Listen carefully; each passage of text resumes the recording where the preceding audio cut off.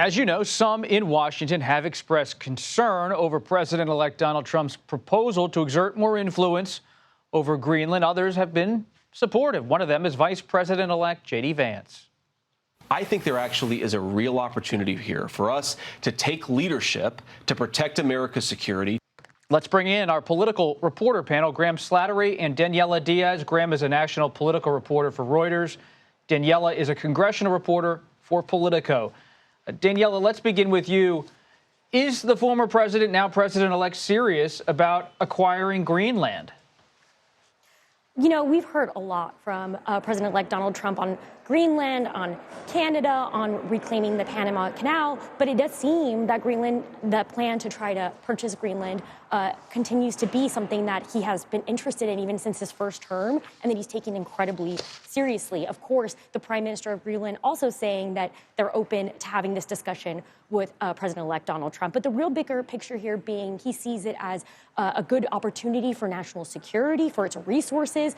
Already we're seeing House Republicans put forward legislation to help him with that goal of acquiring Greenland. So it does seem to be a very serious request that he's repeatedly discussing. And Graham, you and your colleagues at Reuters wrote a report on this entire issue.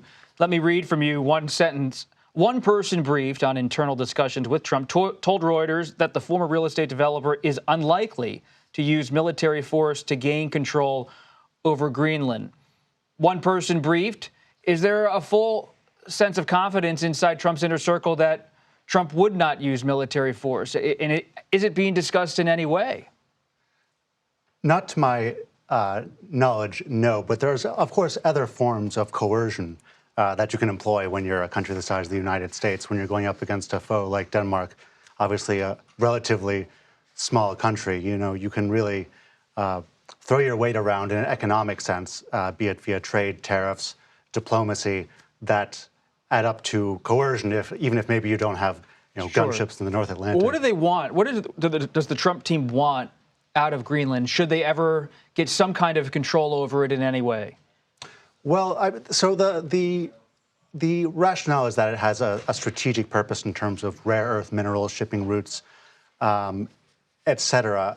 However, in practice, what people around Trump have told me and my colleagues is that Trump personally is quite interested in the idea of acquiring Greenland as a means of cementing his legacy. You know, it's quite rare for the U.S. to expand its territory in any sense. So this is something that he could potentially be remembered by, or a second four-year term could be remembered by in a couple decades from now. Daniella, let's turn to the issue of immigration. You've been tracking that very closely for Politico, some great reporting. What are you hearing about what the Trump team is going to do once they take office on this front? Is it just mass deportations and executive orders, or will there be a legislative component in January and February? Well, I've been reporting on this extensively in the last, especially couple of days since things are starting to become cemented, plans are starting to happen. Now, important to remember when Stephen Miller was here last week, of course, one of the top aides to President-elect Donald Trump, he was telling senators in that private meeting last week that they plan to do, of course, policies that used to be in the Trump administration when he was president, remain in Mexico, Title 42, and of course, immediately reconstructing the border wall, starting that construction. So those are the things that we expect that will happen on day one. Of course, the other things are what they're trying to figure out, how many people will they be able to deport? What do the resources for that look like? Of course, that Laken-Riley Act legislation is moving through the Senate right now, could have additional amendments considering Democrats want to see what they can do with that legislation that Trump will most likely pass, or sign into law. So that's really all of the things that are on the table right now. Of course, House Republicans really pushing H.R. 2, their monumental border security package that they passed last Congress, but of course was not taken up by the Democratic-led Senate. That legislation, of course, would is major immigration reform, stricter border security, stricter resources to the border to really change legal migration in the country. And so what we're seeing is them continue to work on that. But of course, lots of moving parts as they try to figure out what they can do. And of course, what they can put in that massive budget reconciliation bill, that tax package, energy package, immigration package that they're trying to pass by April, May, as Speaker Mike Johnson has said repeatedly. And Daniella, a follow-up. You've been tracking Senator-elect Ruben Gallego of Arizona for Politico. What kind of role do you expect him to play with President Trump this year? Is he going to be someone who can work on a bipartisan deal? Is he going to be more of a frontline critic? What do you expect after your coverage of him?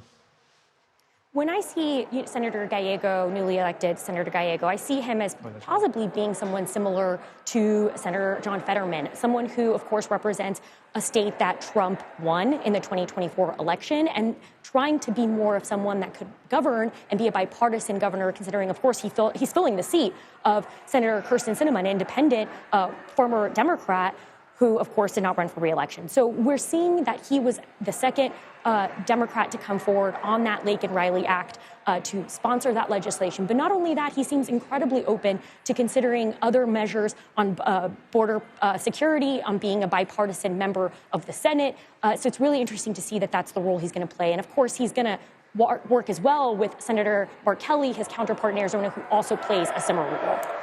Daniella, you were exactly right. It is Senator Gallego. Of course, he's now in office. The last time I ran into him in Washington, he was still senator-elect, so that was still imprinted on my memory. But good catch, good correction. Meanwhile, when you look at the Senate, Graham, and you think about Greenland and all these other foreign policy and national security issues, what's the role of Senator Marco Rubio should he be confirmed as Secretary of State? Is he going to be someone who is cheerleading on policy for Trump's acquisition prospects when it comes to Greenland and the Panama Canal, or is he going to be a deferring voice based on your reporting? Well, certainly he'll be somebody who attempts to build an intellectual framework around statements that could, at first glance, appear to be a whim.